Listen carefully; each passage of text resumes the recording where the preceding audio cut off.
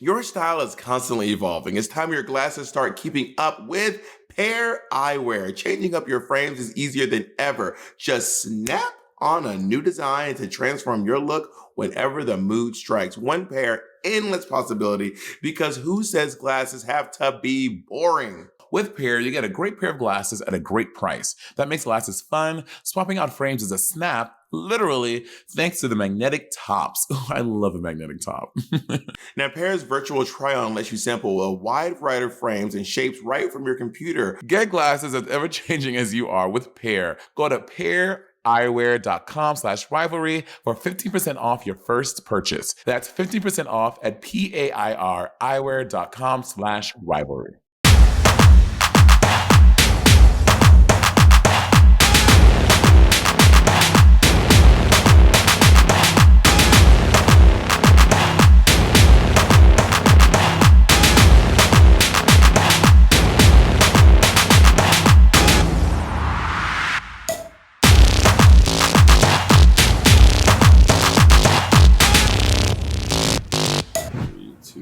And so begins another episode of Sibling Rivalry. What are you on? What are you on? Sound that motorcycle. We are off a highway, so I think we're gonna have to just deal with the fact that we're not going to pause every time. There's the car. I wasn't going. It just sounded like a very. Also, it was a very. It sounded like a harrowing sound. You know. Anyway, like the motorcycle was like coming for you. Do you have some past trauma with motorcycles? No. You might. Have you ever been in a car accident? Like a bad one? Well, I mean, I don't know what your barometer for bad is, but I have been in a car accident. I was like where you were injured. I've never been injured in a car accident. No. I was when I was 12. Do you want to tell your story? Yeah, my biological father had came back and he was visiting. And he took me over. Can you hear Monet? Because the things aren't thinking at all. Like they're not even registering when Monet talks. Really? I can hear her. Oh, okay. You can also move the mic a little bit more in between you. Yes, there we go. Bob was hogging the mic. I couldn't believe it. My biological father came back for a little bit, and he took me on a weekend to go do something. We were driving back to my parents' house. Do you see how it barely look at it when you talk? Just talk for a little bit. Here we go. I am talking, and my biological dad, and he would come. If Jacob says it's fine, it should be fine, right? But I mean, Jacob says it's been fine in the past, and they've been I can't hear y'all. There's been moments. I'm just trying to gain up a little bit. It should be registering at least a little bit. I'm all cop. Hello. You made it quieter. Hello. It's always completely turned to me. Anyway, long story short, my biological dad, we got into an accident and we ran to the side of a St. Lucia. They have these not a mountain, when you down a road, there's a little cliffy area. We get into that and like a mesa. What's a mesa? It's like a mountain, but it's not a mountain. Like Costa Mesa. MESA. It's not quite a plateau. Maybe I'm saying it wrong.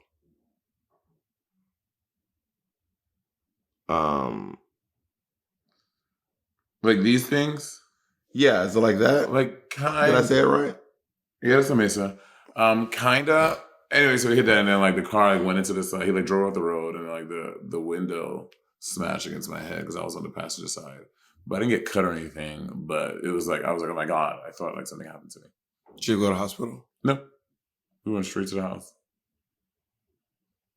It's probably why I'm so fucked up in the head. Oh wow! I didn't know that we were going to take this. The podcast is going to take this turn today. A turn? Well, the one we find out that Monet has a severe concussion for 20 years. I don't know if they can last 20 years. I know concussion can last for a couple of years. I don't know how long. How long can a concussion last? Let's look it up. I've never been concussed before. You know the time that lady met us in Canada and she was like, I have a concussion. And she was going through that. No. There was a lady, she came to our show and she was like, I probably shouldn't be here. I have a concussion. But I just had to come see you all. I don't remember this. I'm struggling through this concussion.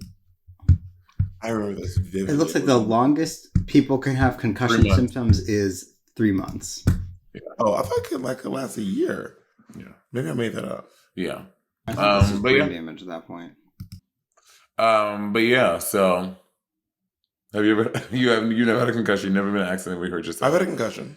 Oh, wait, you just say you never had a concussion? I said I've never been in an accident where I hurt myself. Oh. I just when you say you never had a concussion, what was your concussion? I mean, I hit my head a lot when I was a kid on a lot of different things. How do you know you have a concussion, though? Because the doctor said you have a concussion. Oh, so the doctors go, you have a concussion. Don't go to sleep when you get home tonight. So you can have a concussion. So if you can hit your head really hard and not go to the doctor and fully have a concussion. Probably, yeah. Well, that's when you had when you ran in the door at Todrick's house. I was like, girl, you should not go to the hospital. You might have a concussion. You're like, no. You're like, no, I'll be fine. Well, I didn't have a concussion. How do you know you didn't? Because I didn't feel like I had a concussion. I mean, how do you know when you don't have a concussion? Right. No, I'm not saying that I didn't. I'm saying I may have. I just didn't go to the doctor. But what are the symptoms of a concussion that you know you didn't have one? Well, you get really dizzy, you're easily confused, and you're very sleepy. You were very sleepy when you talked to me. It was also 2 a.m. And you were confused. So you had two out of the 3 symptoms. I was not confused. You called me and you're like, Monet, I was just like, I was running to the door and you were just like, trying to tell me my experience, bitch. I wasn't confused. It was late because it was like 2 a.m. when I called you. I was like, girl, I think I need to go to the dentist because I have to leave town in the morning. And I don't want to go to the dentist right now. I don't want to go to a 24-hour dentist because I don't know them. I don't trust them. I'd rather wait until I go to New York City to meet my dentist. But I wasn't confused, but I was sleepy because it was 2 a.m. You sounded a bit kerfuffled to me when you spoke to me on the phone. And I was like, well, make sure you tell David, make sure you tell Jacob, blah, blah, blah, blah. And then when I called Jacob, because Jacob called me for some reason the next day, I was like, did Bob tell you what happened? And then something I told you to tell Jacob, and then you didn't. And Jacob was like, "What? What are you talking about?" It was something that I don't remember. Something I told you to tell Jacob that you didn't tell Jacob, and I was like, "Why didn't he tell you this?"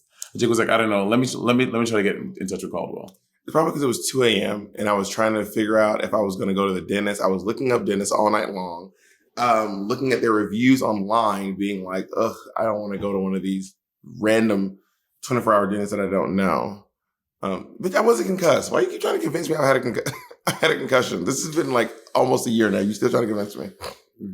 The world may never know. I just saw Mall Cop. I'm obsessed with mall cops. I'm obsessed with their jobs. I love to see them. What do you mean you're obsessed? Like seeing mall cops on their segways, and because in Brooklyn there's a mall called Kings Plaza. It used to be really terrible growing up, and I think it's gotten a lot better. They really done some improvements to Kings Plaza, but the mall cops in Kings Plaza, they were just notoriously just bad at their jobs, and they would not. You would tell them something happened, and they'll maybe because we were just annoying kids also, but the enigma of mall cops, they're interesting people to me. What's the how is it an enigma? Because sometimes there's mystery around mall cops. Because some mall cops allegedly sometimes like every mall has them. How often do you go to a mall and you see a mall cop? I mean, there's security at every. I've seen security at every mall I've ever been to. But the traditional Segway one.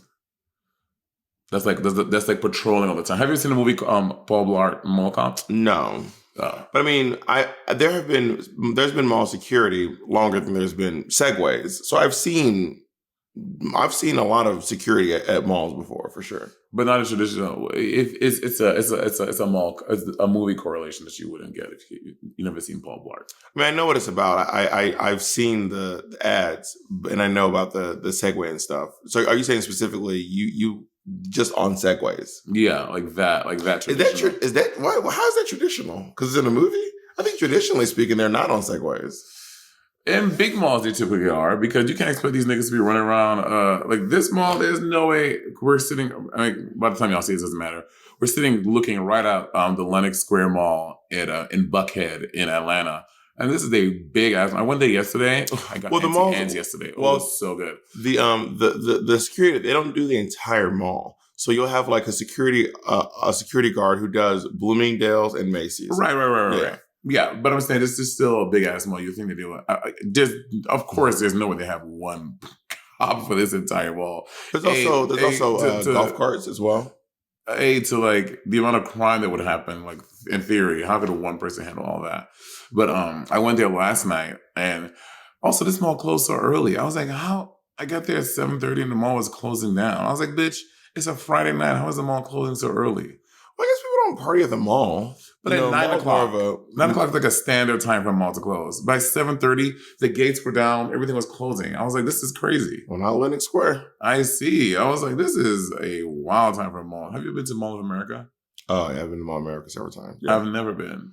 I want to go. It's really big. There's probably like 9 Starbucks in the mall alone. That's crazy. And I used to live in the Twin Cities. So, you know, back when I was living there, it was called Camp Snoopy. The theme park in the mall was called Camp Snoopy. But now it's called the Park at Mall of America. When they say the theme park, is it more than like, are there multiple rides? Mm-hmm. Oh, yeah. Wow. I thought it was just one roller coaster. No. Where you go to the food court, there's a theme park in the food court. It's not massive, but it's in a mall. But it is definitely a small theme park in the mall. But I don't think they're with Peanuts anymore. So now it's just called the Park at Mall of America. They took down all the Peanut stuff. Well, people gag at that there's a theme park mall. I mean, coming from the East Coast, like we just don't have malls that big. But that's not that gaggy. You think of cruise ships have roller coasters. There are roller coasters on cruise ships. There are these big ass like cruise ships are crazy. Now most cruise ships don't cities. have roller coasters on them. I know that. I'm just saying, but there are cruise ships that have roller coasters on it. So that's not crazy that a land dwelling place like a mall has a theme park in it. You know. Well, I mean, I guess in theory, I think it is still gaggy because there's very few malls that have theme parks in them. There's probably only like 2 in the whole world. So that is actually I don't think it's gaggy. Even though there's like barely any mall. Have you ever been to? But it's not. Have you ever been to a mall with theme But park? it's not about it. It's not about there not being lots of malls with it. It's on land, and there are many theme parks in the world. So to me, it's crazier to conceptualize a floating city like a ship having a theme park on it. To me, I'm like, oh my god, that's crazy. When you hear a mall, I'm like, word, that's cool. But a boat, literally, because to me, boats and planes still, I'm like, the way that we got science, smart people figured it out for these big chunks of metal to fly through the sky through aerodynamics, and these big, heavy bitches to float on the sea, and then to have a theme park on that. Bitch, what would be crazy? Imagine an airplane that has some type of theme park thing on it. That would be crazy. A roller coaster on an airplane in some capacity. Probably not whoopty-sloopty-doopty-doo, but if there's some type of theme park roller coaster, something on a plane, that is going to change the game. Probably a space station. You could have it on a space station. Like you think of Xenon the Sequel or something. But a plane with a roller coaster on it. Well, my God, we're going to get it. Did you take an edible before this fucking podcast? No. You're like, I just can't even just imagine, like, how do they get a roller coaster on a cruise ship? This is great. Like, they've had this technology for like 60 years. I know, and it's You're crazy. Like, a roller coaster for 60 years. God. Since the 50s, there have been roller coasters on planes. 60s? No way. There's no roller coasters. I mean, on ships. There's no. Funny. There. You act like there's a lot of roller coasters. I'm on not cruise saying ships. that. I'm just saying that it exists. That there's a roller coaster on a cruise ship. To me, that's wild. That's crazy. I mean, you just sound high. I'm not. You sound like you're a fucked up. You sound like you're like. And then these smart people made planes fly, and I just don't know what's going on. Go ahead, Jacob. The first cruise ship with a roller coaster premiered in 2021. Yeah, that is relatively new. But so the technology for a roller coaster to be on a boat is not 50 years old, bitch. That is new. No, I said they have cruise ships for the years. You're like they made these big fucking. I'm pretty sure he said roller coaster. No, they made these big bitches of boats float in the. Anytime I get on a plane, I'm like, this is crazy. You sound high. Especially like, you know, in Virgin, or not just Virgin, many airlines have them now. I think those like double decker planes. Oh, this is like a lot of metal to be just floating in the sky. Like, that shit is wild. Aerodynamics is fucking crazy. I live. You sound like you. Comment below if you think that airplanes are like that then you have this huge chunk of metal plus what?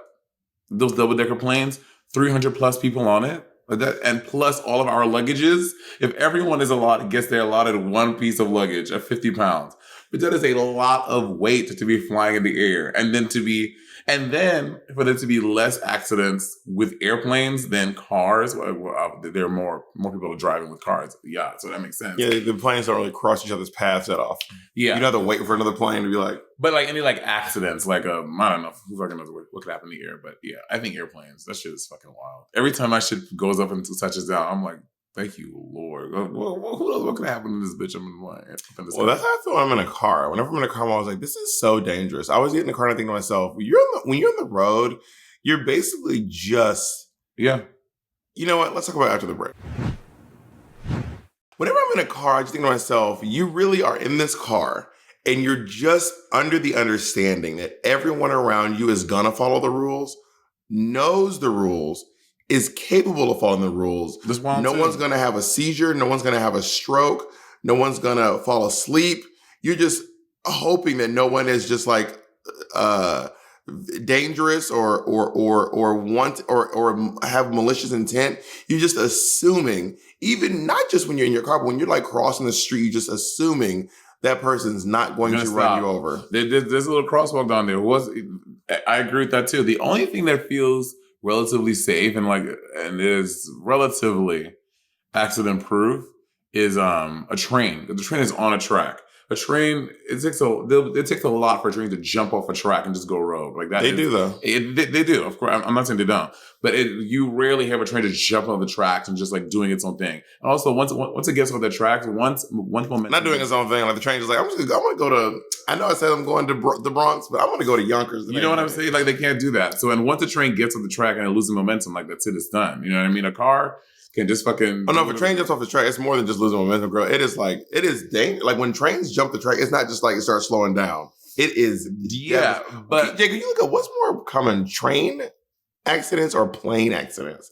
I do wonder. I would say... What would you guess? I would say... I'm going to guess that it's... I'm going to say planes because I hear more about plane accidents. I'm going to say planes, yeah. Although I do hear about... I remember I think in Philly a couple of years ago, maybe like 8 years ago, a train jumped the tracks in Philly and it was very devastating. Like a lot of people passed away. So trains seem the most reliable, the most, It's planes. Yeah. Planes is safer. But planes are safer. The other thing about trains... Well, because here's the thing about trains. Trains, like, we don't hear about a lot of, like, trains derailing.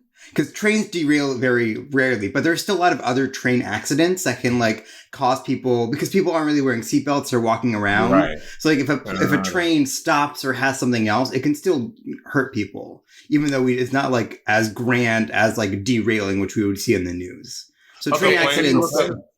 So planes are the safest way to travel. Well, can you look up planes versus ships? I'm curious of that too. We know cars are the least. Cars. Every time you get in a car, you should ask God. I think cars are the second biggest killer of people in America. Mm-hmm. Cars are behind guns. Heart disease. That is right. Heart disease is the most dangerous thing in America. That is true. Star Jones talks about it every time because she experienced her. She had a heart attack. She had some type of heart disease care. And she has her Red Dress Foundation and everything because of heart disease. She talks about it every time on the video. Which one, Jacob? Oh, Jacob's still looking up. But Jacob, mute yourself while because we heard a lot of clickety. So what's your question? How many people die in ship accidents? What's more dangerous, planes or ships? Yeah, planes or ships. Ships are more dangerous. But also, like, what...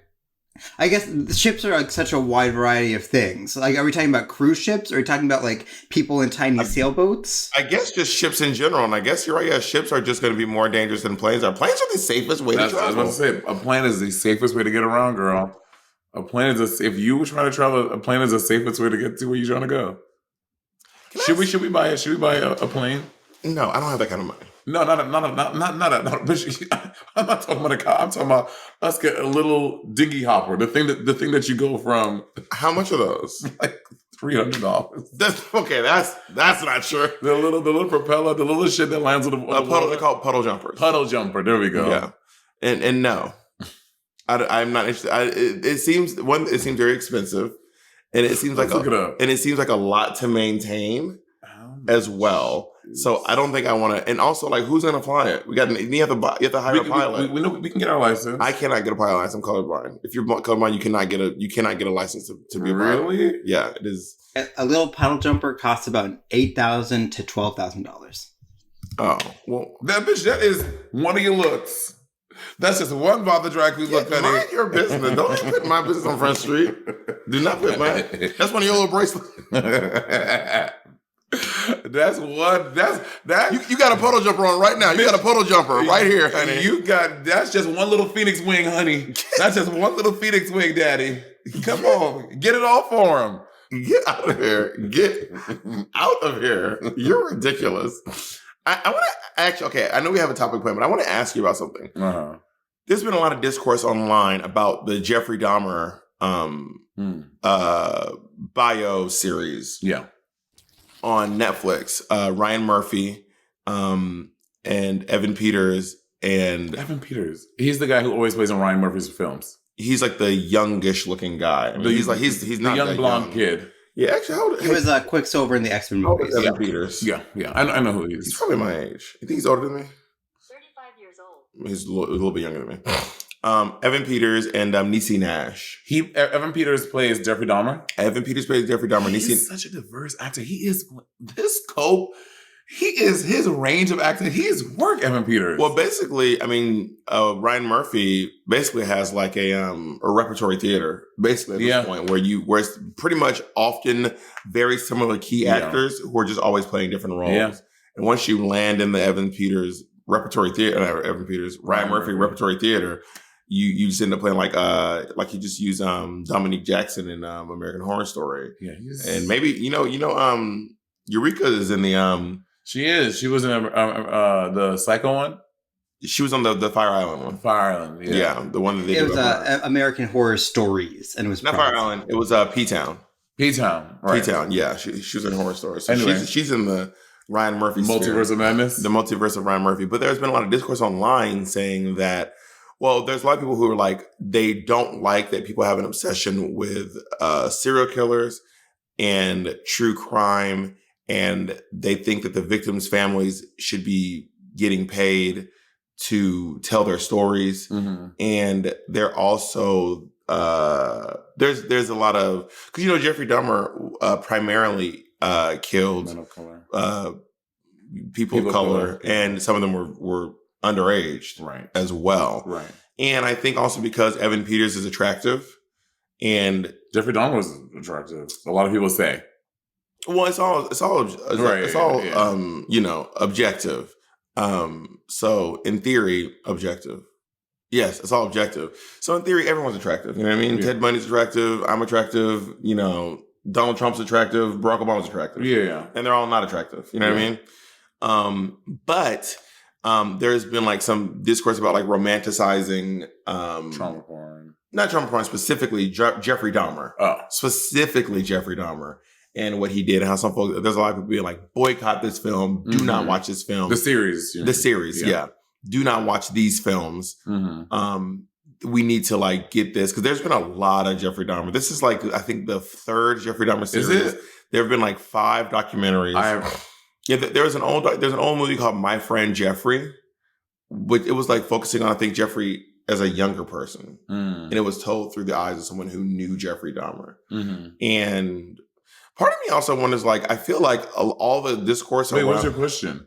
You saying, I want to ask you something. Oh, I guess just want to know your thoughts on whether or not we should be watching this film.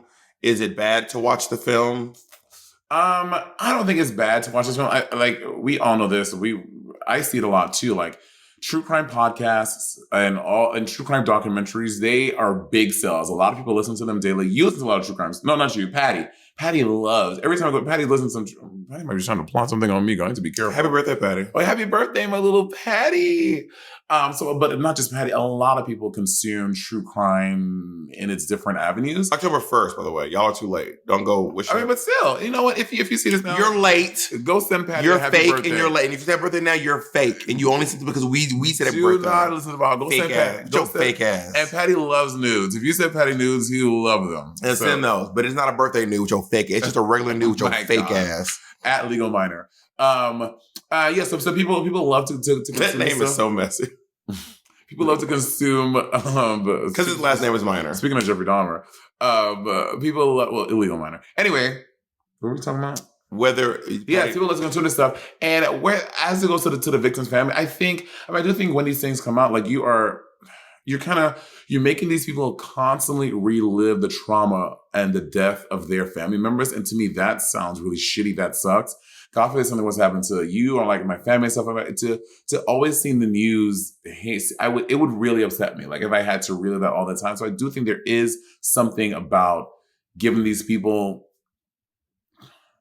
say so, but then it is in the public sphere, so people can report and talk about it how they want to. Like you don't have to get approval from these people. But to me, that would suck to relive that over every couple of years, every couple of months, every couple of weeks. There's some new story like that. To me, that sounds a little egregious. Like I'm like it sounds a little sickening to me. I would hate that. I guess, and I think too, what about people who are reliving trauma that didn't involve violence, but because maybe their parent or their relative or their loved one, or, actually think of it this way, like, as you know this, I don't know if you know anyone who was affected. Did you live in America during 9/11? Yeah, I was in sixth grade. Do you know anyone who was affected by 9/11? I had a friend in high school, but by the time I met, it was high school. So like every year, every September 11th, people have to relive this thing because it's memorialized and it's commemorated, and it's done through the lens of remembering and memorializing. But you do have to relive it every single year. You have to relive it. But then when people are, and again, I've never experienced close stuff like that, so I don't understand. So I can't relate exactly, but when people are putting out these documentaries and these things, they're gaining fiscally from it, right? Like they're getting whoever Ryan Murphy, Netflix, whoever's they all got paid. They're getting money. So then you need to allocate some of those funds to the families of to the families of these people who are reliving this every time as well. Like you're making millions, tens of millions of dollars. I don't know, but there should be some type of compensation given to these people for having to do so. And also talking about reliving trauma. I mean, Black people, every couple of weeks in this country, we are seeing another Black person shot and killed by the cops.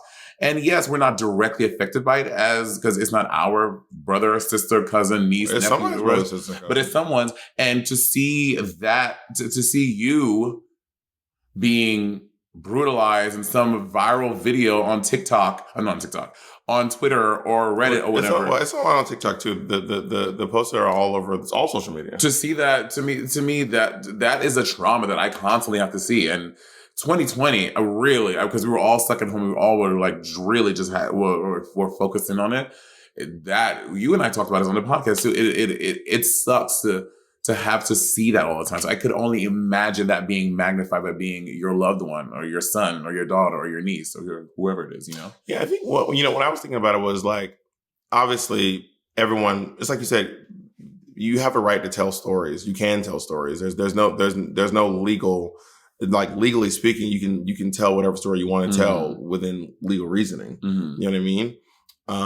And I do think that it would be a right thing to reach out to these families. Apparently, the families were not reached out to, and really? And a lot of the people who were there were moments in the film that are literally recreated from courtroom moments that were filmed for television. So people are playing people's moms and dads. People are doing verbatim, word for word recreations of people's emotional responses to confronting Jeffrey Dahmer. There's specifically one very famous scene where this one lady like just like really got very upset. She tried to attack Jeffrey Dahmer, and the cops had to stop her. And she went up to the lectern, the podium, and she started off composed, but then Jeffrey just wasn't looking at her. He was looking straight ahead, and then she just snapped and just started like going crazy. And that's the scene that's going viral because people are putting them literally side by side. Oh God! And it is literally verbatim. She's wearing the same clothes. She's wearing the same hairstyle. She's saying the exact same words. She had the same inflection. They even hired an actor who looks like almost exactly like her, or they made her look like her in the film. Right. I mean, literally, she's wearing a shirt that's 100% black. Like everything, they recreated every single thing this woman is wearing, saying, and doing in this courtroom. And I can only imagine how upsetting that must be. Yeah. But then it also offers a wider scope to look at the true crime genre in general. Like, I think it usually takes something really big happening for people to be like, oh, now we need to look at this whole thing at large. I think true crime is like the biggest growing like podcast genre that there is out there. And then I guess the question is, obviously they have a legal right to tell these stories. Yeah. But then the question is it morally okay to tell these stories? I mean, and the truth is, I don't think we'll see change until the laws change, right? Because people are gonna have this conversation and this discourse about it. But if legally these people can still tell it, people are still gonna consume it because, like you said, I don't get into true crime podcasts. I don't find it calming. I don't find it interesting. I find it like I get really like grossed out by it. I'm like, oh God, it sounds. We gotta take a break. We gotta take a break. No, we don't. We have a minute. Wow, Jacob and Job silencing me. Your style is constantly evolving. It's time your glasses start keeping up with Pair Eyewear. Changing up your frames is easier than ever. Just snap on a new design to transform your look whenever the mood strikes. One pair, endless possibility, because who says glasses have to be boring? Life is short, so why not change things up a bit, girl? With Pair, you get a great pair of glasses at a great price. That makes glasses fun. Swapping out frames is a snap, literally, thanks to the magnetic tops. Oh, I love a magnetic top. Just choose a new top, remove the old one, and snap the new design into place. Easy as that. Now, the shopping process is really cool and it's super easy. Now, Pair's virtual try-on lets you sample a wide variety of frames and shapes right from your computer. And after you pick out the base frame that works for you, then you get to choose from which swappable top frames you want to have. Blue lenses, you want to have sunglasses, you want to have readers. Maybe do you want to have light responsive lenses? There are so many options. Oh my God, so many top frames. I love a top frame. I'm obsessed, and I love being able to have sunglasses while I'm driving and then swap to something chic when I'm done driving. You wouldn't know what chic is, Bob, would you? You wouldn't know what driving is, would you? I've never been in an accident. You just said on the podcast. No, my dad got me in an accident, not me. I wasn't driving. Oh my God, not you coming from my dad. Get glasses as ever-changing as you are with Pair. Go to paireyewear.com/rivalry for 15% off your first purchase. That's 15% off at paireyewear.com/rivalry. All right, we're black. And now we're back. I'm in your square a little bit. Oh no, we don't have squares. I don't enjoy true crime podcasts, but that doesn't mean that if you do go off. But until there's like legal change, it's not gonna. Well, what is the legal recourse for? Because you can't there was an issue when the movie W. I don't know if anyone. It was a very short little film. It was called W. It was George W. Bush's story, and it was a movie. It was like, oh my God, like 2000, like I want to say 6, maybe 5. Can you look it up, baby? I think it was called W. And it was George Bush's story, George Bush Jr.'s story. And he was very annoyed with how 2008. He was very annoyed with how he was depicted. And then they were like, well, we have every right to tell your story. Like we don't have to consult you. We don't need your permission to tell your story. and he had no legal recourse. But then there are instances where people, and maybe it's like if you're a public figure, like then where does public figure start and where does it stop? Yeah. Like is it okay? Is it legal to just go and tell other people's stories? I mean, Whitney, the new Whitney Houston movie, or maybe not this one, the one before. No, it is this one. I think Sissy Houston was not down for it, and she was really upset that the film got made. But I guess you can't stop someone. Like someone, in theory, I think someone can just decide they want to make the Bob the Drag movie and do whatever and say whatever they want about you, and then people will start to believe those narratives to be true, albeit not. And I guess the question is, because I'm a public figure, anyone is allowed to. Don't get ideas.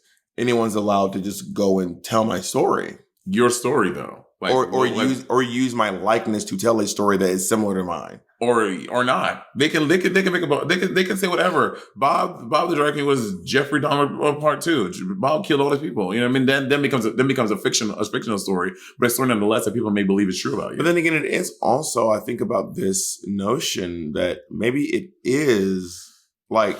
Not maybe it is. I can guarantee it almost certainly is traumatizing for Sissy Houston to have to relive her daughter's death. Mm. Oh, I mean, not even every year, every couple of times a year. Yeah. You know, someone's going to bring up Whitney Houston. Yeah. And, you know, being alive while your child is dead is not completely rare.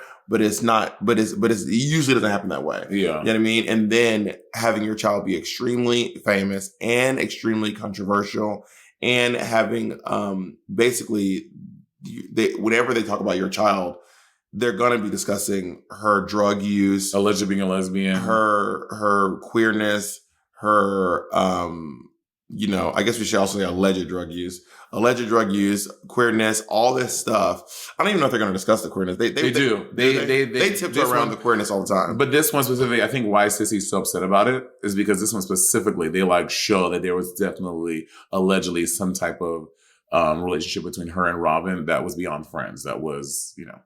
But also, is it important to tell that story? Is it important to include? To who though? To Sissy is not. I mean, but to Whitney's queer fans, yes. Is it important to Robin?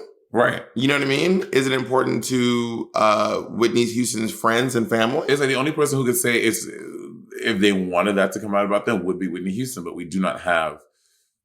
She's no longer. But it's also not just Whitney's story. Oh, right, Robin too. It's not just Whitney's story. But then since Whitney is not here, who knows if Robin's telling the truth? Sissy's like, that is not true, and Robin's like, it is. So it's like the only person who can, the other missing piece of the puzzle to let us know that it was in fact true or not is Whitney Houston. I mean, there's probably other people as well. I mean, there's more than just me and Jacob who can verify our relationship. You can verify our relationship. I've never seen y'all together. Anyway, there's probably people out there who can verify. I guess this is the episode about like telling people stories. Is there any story that you want to tell? Or any biopic that you want to see? Biopics I want to see. Ooh. I would love to see a Leontyne Price documentary. Biopic. Leontyne Price is a famous opera singer. Yes. Who kind of looks like Arcia. Maybe Arcia was just giving off Leontyne Price energy at the last, she was at the Philly show. And she was just walking around looking like a famous opera singer. She was like wearing this like shawl and her hair was up in like a updo, and she was like, her chin was like this, and she was like, she doesn't look like Leontyne Price, but she was giving off like, I am a famous opera singer energy. We have Arcia this podcast. So Arcia, really quick story. Arcia was got invited to this Instagram influencer thing. Mm-hmm. You have to know Arcia. The water will find is very funny. Arcia is very funny. Arcia is so crazy with all social media stuff. And then she does this because Arcia has 3,000 followers. So she goes later on Instagram and she does this the whole story. Like, you know what, guys, you know what I mean? I just didn't think that I was even belong in this space.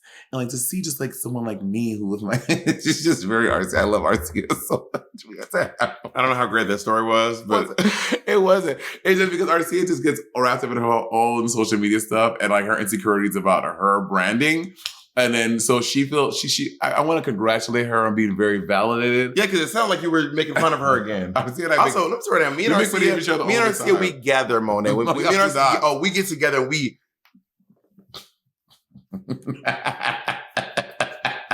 Gather. Oh, me and Arcia be gathering. No, Oh, Arcia can't confirm. Arcia, go online right now. Go to Arcia's page right now. You will see me and Arcia be gathering Monet. Anyway. Because me and Arcia both acknowledge that Monet has this thing when she's around her friends who are like really talented, she gets intimidated by us. So she like wants to try to read us a lot. It happens a lot. Arcia knows. Me and Anyways. I would love to see a Leontine Price biopic. I feel like a lot of people... Who's going to play her? And do they have to sing? They have to... I mean, okay. Hold on. Say your piece. It's gotta be so aggressive to me. I came into Boston this morning, sweet, y'all. Nigga, don't touch me. Tell your piece. I don't think she has to sing because there's only there have been a few times where it's worked. Angela Bassett in What's Love Got to Do did not sing, but if I did not know, I would think this bitch was singing. So I agree. Maybe the person that does not have to sing, they have to be a excellent lip syncer and someone who can really. That means that they need to go because Angela Bassett went through training. She had the thing so that she looked like a singer. So the person has to have opera training so that they look like they are actually singing these arias, or these roles. But who is playing Leontine Price? I want to talk about my thoughts about if people should be singing. I also don't think that you have to be able to sing either, especially specifically when someone has a really iconic voice. I don't want to see I don't want to see you do a bad take on it. I want to hear the voice. Like this new Whitney Houston movie, if this woman would have been singing, it wouldn't have been as good because it's Whitney Houston's voice. Mm-hmm. You know what I mean? With Tina Turner, her voice is so specific. I want to hear Tina Turner's voice. Same with the Freddie Mercury documentary. He was lip syncing. The only one who was not lip syncing, to my knowledge, was Jamie Foxx. But Jamie Foxx was doing a spot on Rachel. Yeah. I mean, he sounded like Ray Charles. It was like, this nigga sounds exactly like Ray Charles. I would agree. So unless you're going to sound like Leontine Price, then who is going to be able to act, look, and sound like Leontine Price? Yeah. So I don't Judy? Judy. Oh, with Renee Zellweger? Because she sang. Yeah, Judy, she did all her own singing in that. Renee Zellweger actually sang it. Well, she sounded great. Renee Zellweger. I thought Judy was a great film. I didn't see Judy. You didn't see Judy? I didn't see Judy. Oh, I thought Judy was a great film. I thought that Renee... And you never seen The Wizard of Oz? But you seen Judy? Because the Judy movie was so good. I mean, it was really good. Did she win an Oscar that year? She did. Renee Zellweger turned that out. I don't know who's playing Leontine in the documentary. It'll probably be an unknown. I can't think of a main of an artist. Niecy Nash. No. Although she looks like her, though. Niecy Nash is a brilliant actor, though. No one says she's not. I'm just trying to think. Leontine and I guess Niecy kind of looks like Leontine Price now that I think about it. That's why I said Niecy Nash. You know what Leontine Price looks like? Yeah. Work. Aretha Franklin. Judy, with her little head wrap. Yeah, Judy. Her little head wrap. Jennifer Hudson sang Aretha. I think Jennifer Hudson sounded great. But she didn't sound like, but honestly, my issue was she didn't sound like Aretha. It just sounded like Jennifer Hudson singing Aretha Franklin songs. When I was watching, I was like, this don't sound like Aretha Franklin. And did that take away from the movie from you? For me, I did not think Aretha was a great movie. That was a good movie. It also it was a very biased depiction of Aretha Franklin. Like, I want to know, like, I want to be able to someone tell a story, but you have to be a little bit unbiased. You have to be able to tell the parts that weren't so great and the parts that were great as well of the person, in my opinion, for it to be a really good film. I mean, I don't know much about Aretha Franklin, but they talk about her drug use, about her infidelity. Drinking. Aretha Franklin allegedly had a lot of diva moments in life. But in the movie, she was portrayed as very mild-mannered, quiet, like, didn't speak out of turn.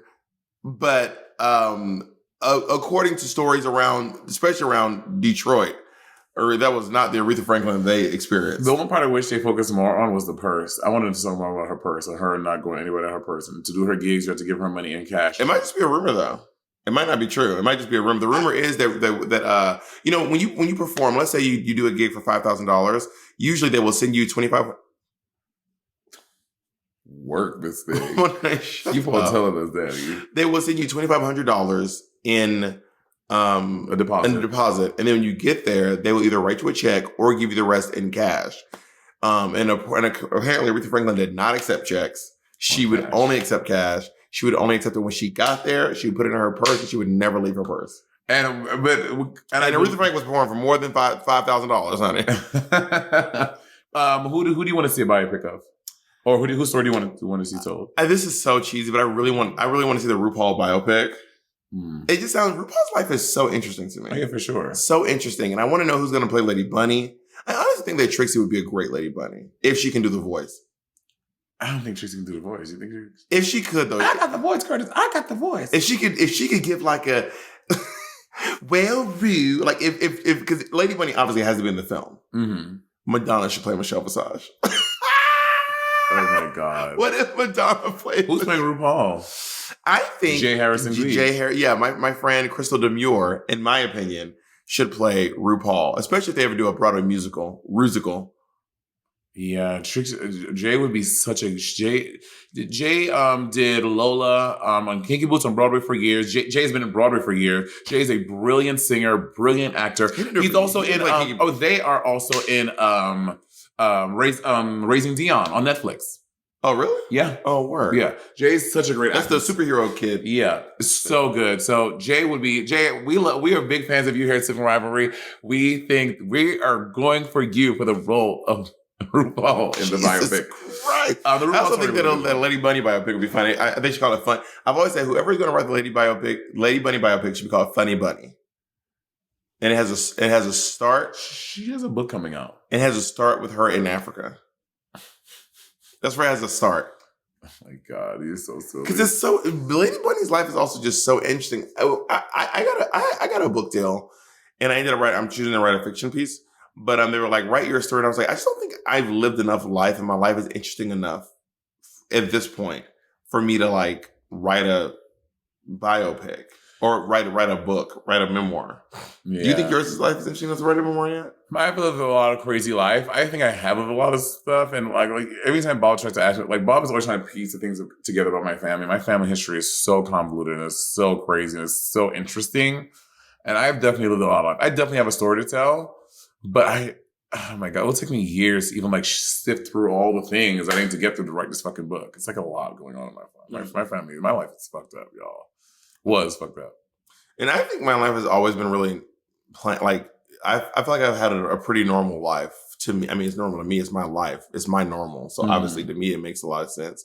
But I'm like, what do you want to hear? Oh, I used to live in Columbus. Now I live in LaGrange. Now I live in Mississippi. But it's all about the little things that happen in between those things and make.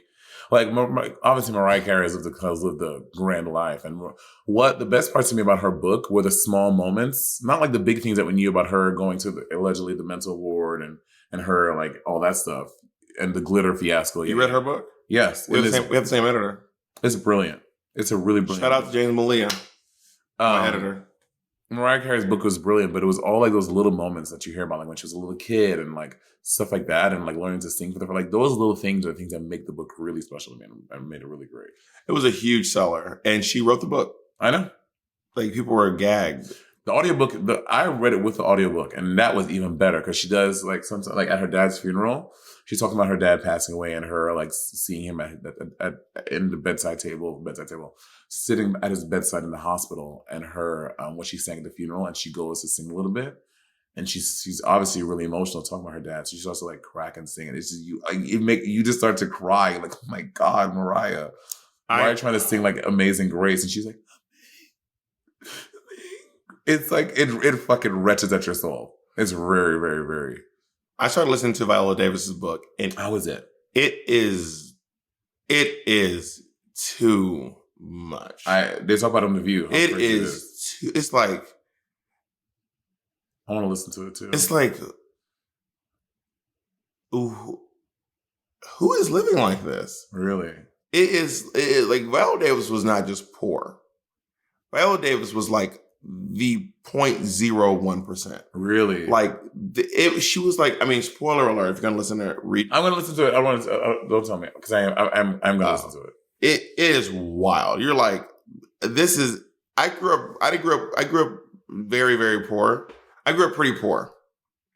But when I look at how Viola Davis grew up, I'm like, bitch, we were the fucking Rockefellers. Really? Compared to, like, even though my mama was putting bills in my name and we got our lights cut off and we was getting eviction notices, bitch, compared to what Viola Davis was going through, I'm like, I didn't even know people were living like this. This is wild. Wild. Yeah, I'm definitely gonna listen to her relationship with her parents is wild. Her relationship with money. I think she's from like Rhode Island. Which is so tiny. Like, who is from Rhode Island? Rhode Island is tiny. Shout out to all our Rhode Islanders listening to this podcast. I see you and I love you and I'm happy that you're here. I didn't say I wasn't here. I'm saying Rhode Island is so tiny. They're like, who the fuck lives in that shit old fucked up town, Rhode Island? I did not say that. Like, how many people, who do you know? Name 2 people from Rhode Island, quickly. What's the name? Kimberly Smalls. And that bitch from the Gigs, Evolution. You just making shit up. I know. That bitch from The Thing. That bitch who did that thing that time. The Jewish queen from Rhode Island. You know that. Oh, the one from Rhode Island. I forget her name. And she stopped doing drag. She has OnlyFans, and OnlyFans is very good. And the queen from Rhode Island. She's fierce. Hey. You don't know about I do. Kimberly Smalls is from Rhode Island. I wonder if Kimberly still listens. Remember Kimberly? Kimberly will always have those really cool looks at La Queen. Kimberly Smalls used to turn some really exciting looks. She always did really great looks. I really enjoyed them. Kimberly Smalls, shout out to you. If you're still doing drag at all, yeah, I haven't seen in a long time. She had a really brilliant fashion eye, and the way she conceptualized looks was always so. I was like, I wouldn't even think to do that. Like, she'll take some yaki hair and do like put some green on it and put it here, and it became moss. It was just like really. Other people who are famous, but you're kind of like, I don't need to hear the story. There's a big trend on TikTok being like people who I never need to hear new music from. There's this trend. It's like people who are. Who are they saying? There's a lot of people on the list. I mean, there's so many different lists, and some of them I'm kind of like, you know what? Honestly, I agree. But it's like, I'm happy with the hits that you have. You can just keep singing these songs. Like who? Who does he like? One of the ones people are saying is like Alicia Keys is great, but I'm so happy with her discography. Her discography is so good that to me, Alicia Keys doesn't ever have to put pen to paper ever again. If she doesn't want to. For you, who's on that list for you? I haven't made my list. I'd have to sit down and make the list, to be honest. There are people that I definitely like actively, like, for example, like Cardi B. I actively want Cardi B's next album to come out. I actively need Invasion of Privacy 2, whatever she's going to call her new album. Like, I actively need that to come out. Cupcake. I love Cupcake's music. I want more music from Cupcake. I guess I feel any artist that I like their music, I always want them to put stuff out because I'm like to me, Jasmine, there's no artist that I listen to that I love that I'm like, I'm good. I don't need you to put out anymore. There's no one that, I mean, there are artists that I'm not like obsessed with. I'm like, if they do or they don't, whatever. But any artist that I love, like Tina Turner. Do you want Tina Turner to make new music? I would just be so interested in what that sound would be. What is Tina Turner singing about in 2022? Like, to me, that would be so interesting.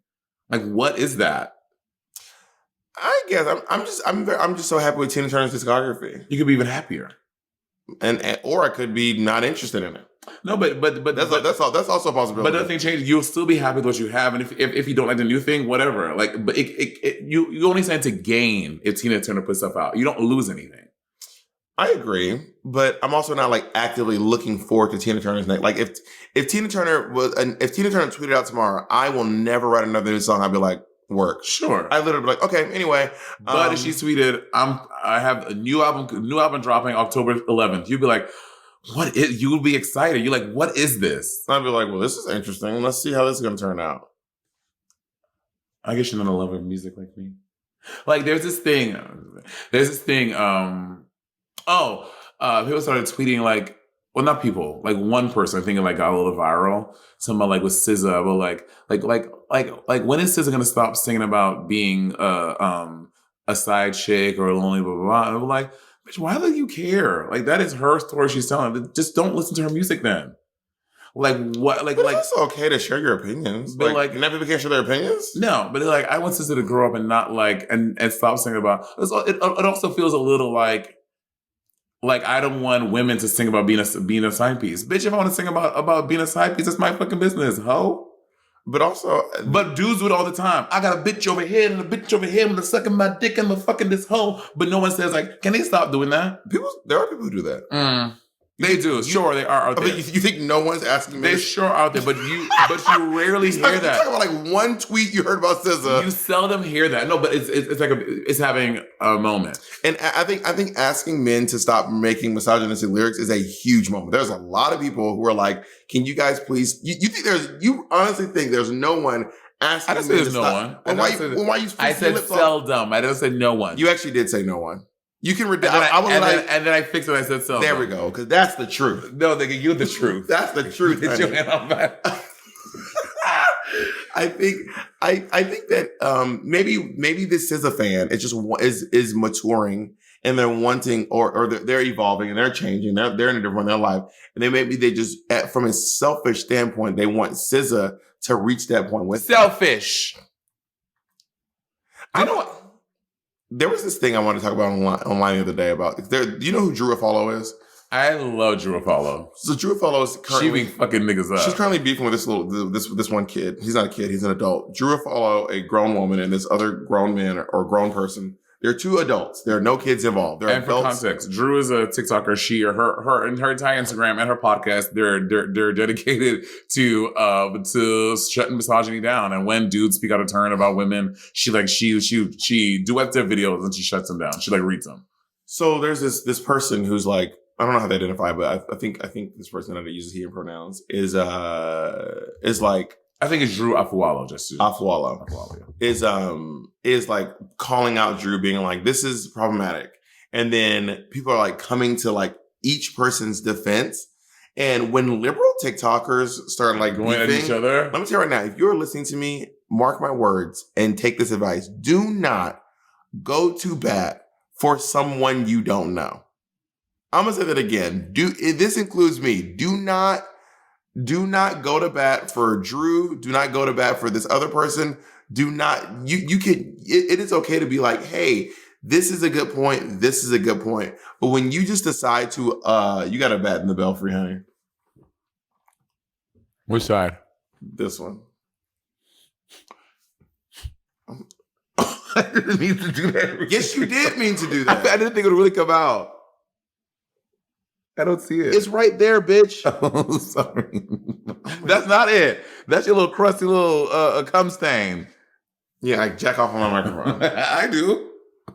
Anyway. when it lands on there, it's very satisfying coming ASMR. But I was saying, like, I feel like you all, like, there's too many times where people have run, I don't know if y'all know Womblands. Who the fuck is Womblands was one of the greatest TikTok dramas in liberal TikTok history. It was insanity. It involved everyone from Aunt Karen down to Womblands herself, over to Modern Warrior.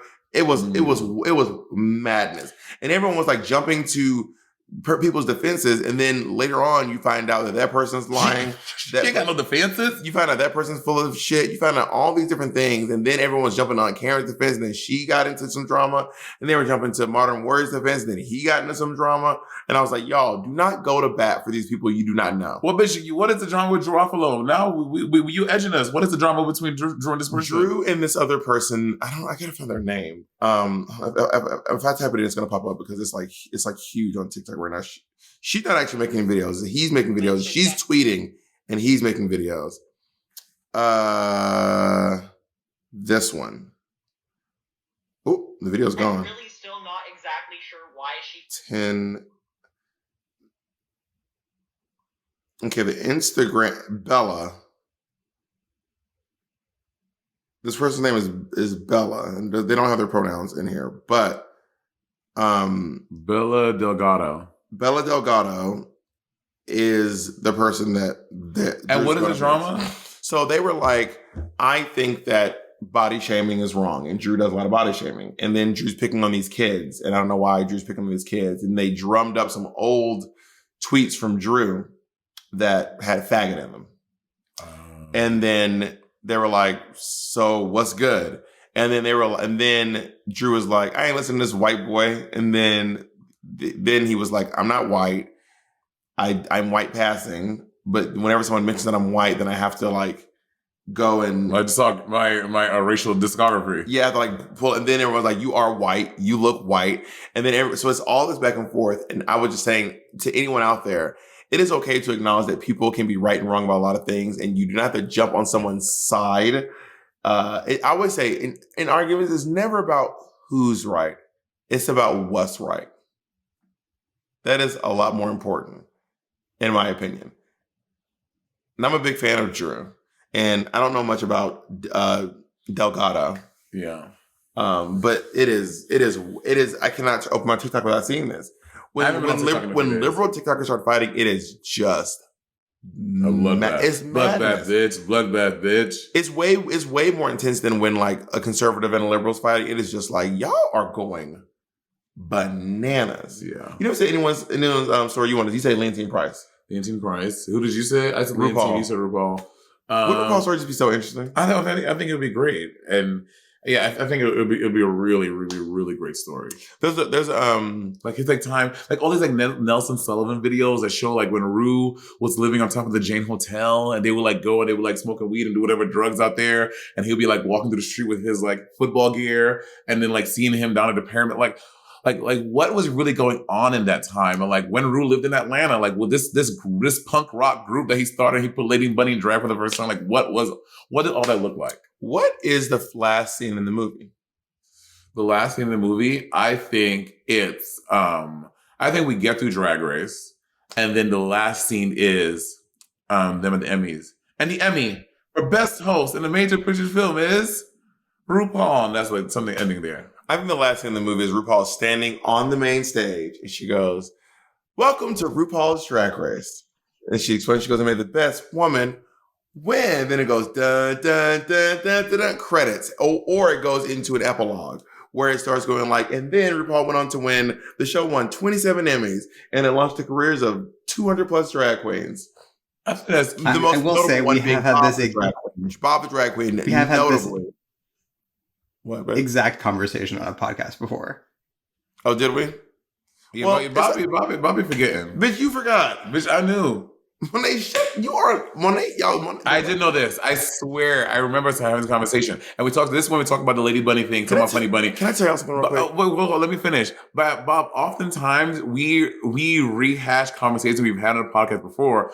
But like you said, it's our podcast. It is impossible that we're gonna have brand new things to talk about every time. So I just like go along with it. I remember this vividly. I remember having this conversation. You got that off your chest? Yes. Right. Y'all, I'm so glad for those of you who are on tour coming to see us, and you are witnessing Monet's true gaslighting. Thank you to everyone in Durham who gathered Monet. Let me gather. Gathered Monet. And thank you to everyone who's gathering Bob. Like a cheerleading ponytail, because Monet had and I'm going to gather you in Atlanta too, had the nerve to look in front of all those people and go, "I've never said anything about the South." Everyone said, and then Monet, and then Bob sat on stage like for like 3 nights in a row and be like, in his number before his black people, like, literally the words, "I am the gaslighting queen of the podcast." And the audience cheers. And then when I bring it to the podcast, Bob was like, "I don't know what you're talking about, Monet. I never said that." Everyone is like, "Bob, so please." I do it as a bit. I literally go, gaslighting. Anyway, and then Monet also said in one of the tales, she said, and this was so, thank you all so much for standing up for me, for what's right. Not who's right, standing up for what's right. Monet was like, Monet actually had the nerve, and someone's got it on video. No, nigga, what? Someone's got it on video. Monet goes, "I never said you weren't known for body." And everyone in the audience said, "Duh!" I did not say that. Yes, you. Let me see that. Monet's exact words were on stage. She goes, "I never said you weren't known for body. What I said was you weren't known for body that day." Oh yeah. I was that. You just said you never said it. No. You okay, but out of context. You just said you never said it. Out of context, yes. Out of context. Oh my God. Out of context. You're really out of context. Yes. I was being silly but when on this podcast, what I said that we all know this. I did say that you weren't known for body. When I said, I didn't say you weren't known for body. I just said you weren't, I was being silly. I did say on this podcast, we all know I said that Bob is not known for body. I said you're being silly. Bob is known for being funny. Oh, Bob you're being silly. For being a good actor. All this. I did not. Oh my God, this is. But thank you all for gathering, Monet. And Monet, we have another date in the South where we are going to gather you all. Like this ain't going to we're all going to sit around and whoop yo Oh my God. ass. Bitch, Oh, in Atlanta, you're going to be scooped. Oh, the show is on Monday. Yo, I can't. This is going to be. Anyway, we got all to go. this shit just about Time the is South. done. All this shit about Georgia, honey. We're in Georgia now. We're in the Peach. That is Peachtree City. That is Peachtree Street. That is Peachtree Avenue, and that's a peach tree. Bitch, goodbye.